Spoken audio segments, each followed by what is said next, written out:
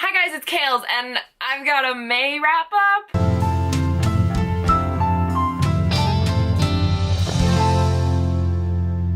I get it, I'm still behind. Fine, it's happening. I'm just behind, guys. It's just life. That's what's happening. So here's a May wrap up for you.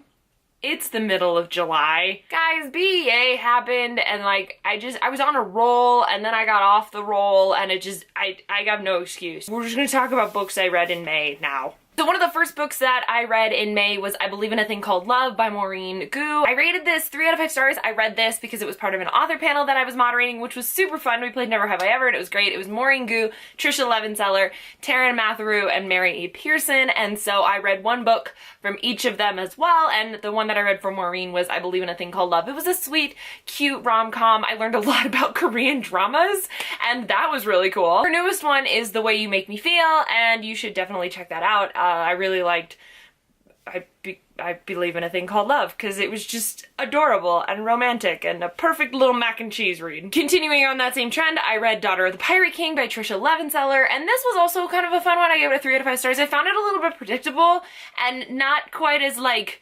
adventure-y as I wanted. I thought it was really interesting that it was like this pirate princess who got herself captured on purpose, and that was a really interesting premise. But it didn't quite sell me all the way, and I thought she, like, was a little too badass. I don't know if that's a thing, but it was a thing for me. And I didn't like the love triangle, but it was good. It was different in terms of, you know, the world. I hadn't read about a female pirate in YA, and that was pretty cool. And also, like, the siren element, and that was fun. So, it was predictable, but it was fine. So, 3 out of 5 stars. In the same 3 to 5 stars vein was the Summoner series is what it's part of, but I read the first one in the Summoner series, which is The Novice by Taryn Matheru, and this was a cool series.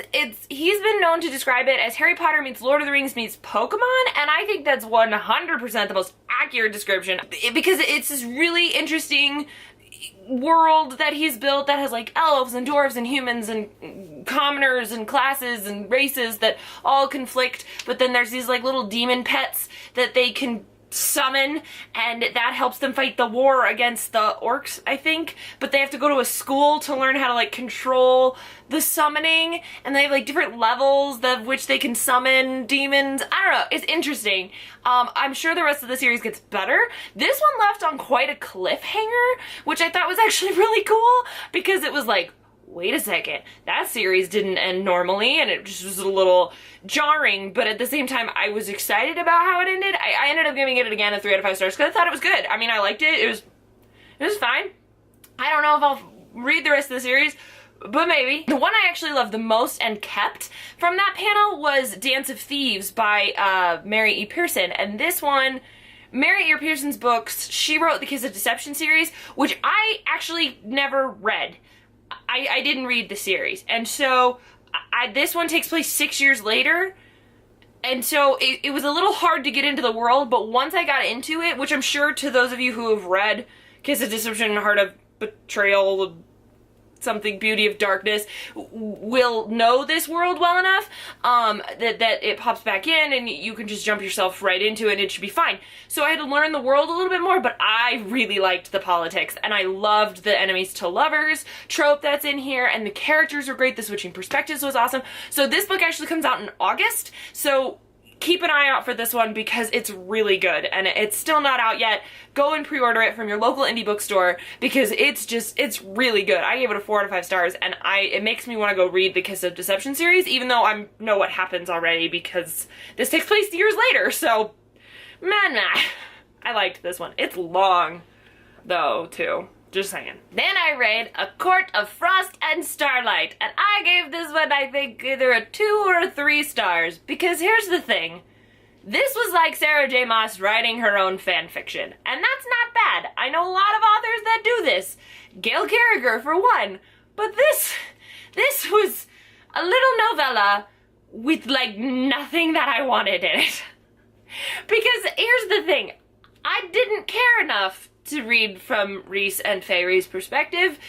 I want the next book. I didn't want this book. So, it's fine. I own it. I was excited. It's like Harry Potter and the Cursed Child, but not as bad. It's just like, it's there, it's part of canon. Fine. I'm still gonna be a Moss fan. Does she have, like, fangirl names? Like a Potterhead? Does her fandom have a name? Let me know, because I'm not sure. Then, taking a stroll down YA contemporary lane, I read Puddin by Julie Murphy, which is the sequel to Dumplin', and this was really fun. I think I gave it a 3 out of 5 stars. Again, it was kind of a 3 out of 5 stars month. It was just a cute, but I gave Dumplin' 3 out of 5 stars too. It was just a cute continuation. Puddin was fun. It was a great, different perspective. I really love that she's kind of evolving this series around this town and the characters in the town and how you really get to dive into them as people and not as stereotypes from other novels, and I really appreciated that. I thought some of the weird things for me was the friendships still seemed a little forced. But that's okay. I still liked it. I am keeping this arc and I was excited, so it just goes in my contemporary collection. It's a sweet book. You can't hate it. Then I read a honker of a book, of an adult book. Now here's the thing, this book is so popular, it has not yet gone into paperback. That's the level of popularity of this book, and that's Amar Tolle's A Gentleman in Moscow. I got this book as the book of the month for September 2016. It's been almost 2 years since I got this book, since it came out, and it's still in hardcover. I read it, I loved it, it was incredible. I gave it 4 out of 5 stars, only because there were certain parts of it that were really slow and hard to get through, but the story was amazing. I want to see a film of this. I loved this concept of this man being stuck in this hotel and the world kind of going on around him, and just that ending blew my mind. Oh my gosh, like, I understand why this book has so much hype. It's also so well written, you just kind of forget that you're reading, like, you get so absorbed into it, and yet the language is delicious and easy to, it was good. I really enjoyed this one, and I'm so glad I finally picked it up and understood why it's hyped, why they haven't turned it into paperback yet, because everybody keeps buying it in hardcover because it's just that good. Then I read The Surgeon by Tess Garrettson. It was Rizzoli and Isles, and so I binge watched the TV show Rizzoli and Isles, and I was like, hey, this is based off a book series, and I don't read a lot of, like, mystery books, so, especially adult mystery books, and I was like, hey, I'll just give this one a try, and I gave it a 3 out of 5 stars. I actually thought it was pretty good. I mean, it's different than the series for sure. Like, Isles never pops up in this book, which is stupid. She doesn't pop up till book 2, which I just don't get, but whatever. Yeah, I mean, it was a good mystery. You kind of know what's happening because the show actually does a really good job of sticking with this backstory. It's like if this book was created before the TV show. It kind of goes more into the background with Hoyt and Rizzoli and how she became a detective and some of her background. That was really cool. So I appreciated that part of the book. I thought it was well written. It was creepy as F from Hoyt's perspective. So yay, kudos to you, Tess, for that, and awesome. I'm kind of on a Rizzoli and Isles kick. I'm on book 6 right now. It's July. So my June wrap-up and my July wrap-up are gonna be a lot of Rizzoli and Isles. Just deal with it. I think more July than June, because they're available on Overdrive through the library, and since they're so old, they were written in 2001, 2002? That's when it started? Regardless, they're so old, they're just available at the library. Nobody has them on reserve, so I just keep getting them every couple of days. No shame. None. Finally, the last book I read, and probably my favorite of the month of May, was Sanity and Tallulah, which was one of the books I got at Book Expo, and I'm gonna do a Book Expo book haul. And this graphic novel comes out in October, and you need to get it. It's like Xenon Girl of the 21st Century meets like Lumberjanes. It's these adorable, brilliant 10-year-olds? They might be 12. Regardless, beautiful graphic novel with some awesome art in it. They live on this space station. It's these parallel storylines that are all interweaving, and they accidentally make a 3-headed cat. The only reason I did not give it a 5 out of 5 stars, because it definitely deserves a high rating regardless, is the space language and the science jargon in here was a little much for me, so I can only imagine how much it might affect middle graders who read these. I just, the age group, it might be a little a lot.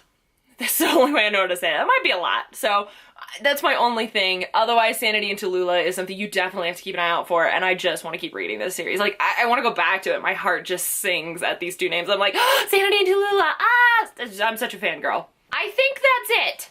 I'm pretty sure that's it for May. It was a lot of the YA panel I did back then, and then a lot of these, and so it was tons of fun. I had a good reading month. I didn't have any 5 stars, but I didn't have any 1 stars either. So I'll take that. Least favorite book of the month, definitely A Court of Frost and Starlight. Favorite book of the month, Sanity and Tallulah and A Gentleman in Moscow. So check those out. Yeah, I'm not gonna even ask what you read in May because that was 2 months ago. So we're just gonna move on to books I got at Book Expo and books I read in June. So, yeah, until next time, guys, bye! It was just adorable. Her newest one is The Way I Love You? The Way You Make Me Feel. That's what it is. I don't even know how many that was. What was that? 1, 2, 3, 4, 5, 6, 7, 8, 9. 9's not bad. I'll take 9.